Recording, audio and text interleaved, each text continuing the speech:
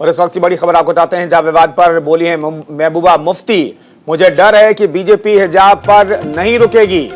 मुसलमानों की तमाम निशानियां खत्म करना चाहती है बीजेपी। अब इसे और भड़काने की कोशिश हो रही है। यह मामला कर्नाटक हाई कोर्ट में विचाराधीन है। सुप्रीम कोर्ट ने भी कहा है कि वक्त आने पर इस पूरे मामले की सुनवाई होगी, क्योंकि बार बार याचिकाकर्ता सुप्रीम कोर्ट पहुंच रहे हैं।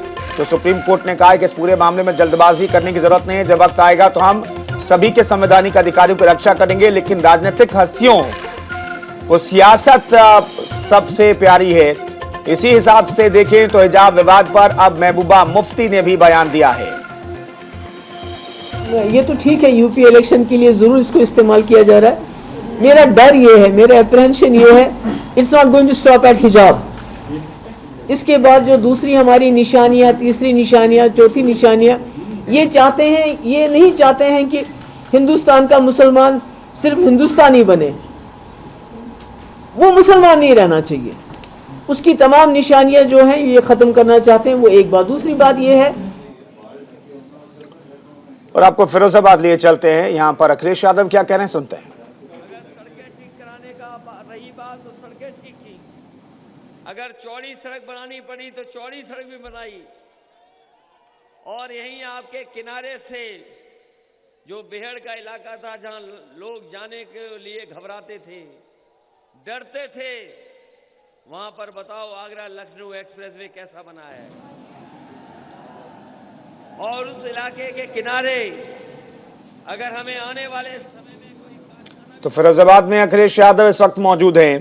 को लेकर के अगर हमें कोई ग्लास सिटी भी बनानी पड़ेगी, जहां पर कारोबार को मदद के लिए अगर और सहूलियत देनी पड़ेगी, तो एक अलग से जगह चिन्हित कर करके फिरोजाबाद में हम लोग ग्लास सिटी बनाने का काम करेंगे, जिससे कारोबारियों की मदद हो सके।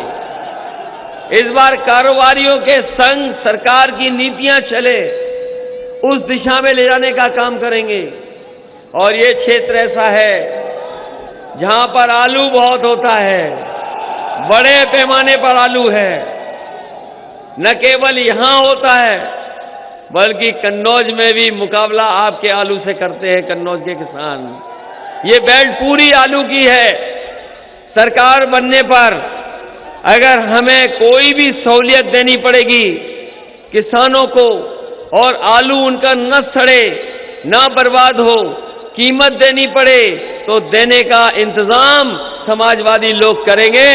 उसके लिए गन्ने के किसान को लेकर के और अपने आलू से लेकर के और किसानों को उनकी पैदावार की कीमत के साथ साथ उनको कभी घाटा ना हो, उस तरह का इंतजाम करने के लिए अगर बजट से हमें अलग से फार्मर के लिए, किसानों के लिए पैसा रखना पड़ेगा, तो पैसा रखने का काम करेंगे, जिससे समय समय पर हम लोग किसानों की मदद कर सकें। तो ये चुनाव केवल सरकार बनाने का नहीं है, नौजवानों, आपको अपने भविष्य को बेहतर बनाने का चुनाव है। और वहीं हम किसान भाइयों से कहना चाहते हैं, ये चुनाव आपकी खुशहाली के साथ साथ आपके मान सम्मान का भी चुनाव है। इसलिए इस मौके पर हम आपसे अपील करना चाहते हैं। अब हमें नहीं पता वो खाने वाली बात तो मैं कह चुका हूं, खेत कौन बर्बाद कर रहा है।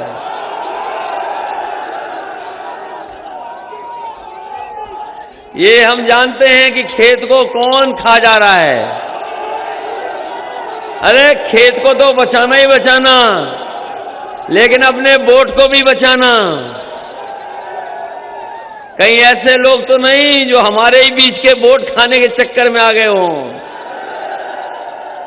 हम अपने भारतीय जनता पार्टी के लोगों को बधाई देना चाहते हैं। हम अपने भारतीय जनता पार्टी के लोगों को बधाई देना चाहते हैं। वो लगातार इस बात पे कहते हैं कि बहुत बड़ा परिवार हो गया है। कहते हैं कि अगर परिवारवाद कहीं है तो समाजवादी पार्टी में परिवारवाद है। और अभी मैं उनका बहुत लंबा भाषण सुन रहा था। बीजेपी के लोगों का, क्या समाजवादी पार्टी के लोग हैं तो परिवार को बढ़ावा देते हैं, रिश्तेदारों को बढ़ावा देते हैं। हम बीजेपी को बधाई देंगे, कम से कम हमारे रिश्तेदारों का सफाया करने का काम कर रहे हो। अब तो कम से कम हम पे आरोप नहीं लगाओगे। इसलिए बीजेपी के लोगों को बधाई, उन्हें कोई प्रत्याशी नहीं मिला।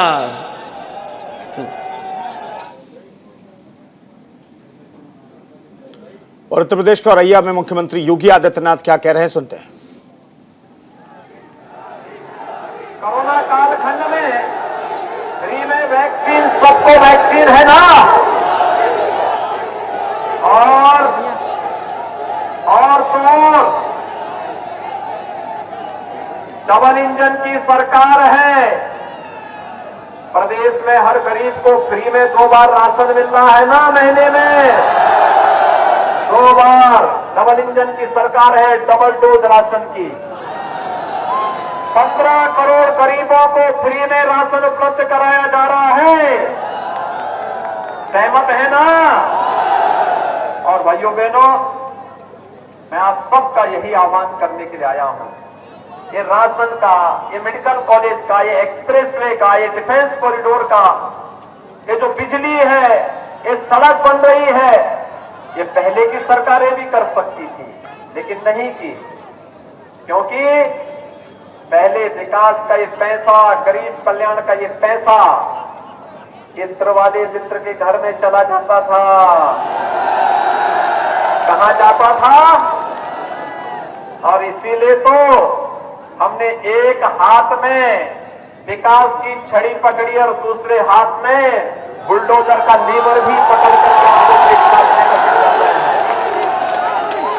विकास प्रदेश का, गरीब के कल्याण का, बेटियों की सुरक्षा का, और बुलडोजर माफियाओं की छाती पे चढ़ाने का और उनके अवैध कमाई को जब्त करने का एक माध्यम बनेगा।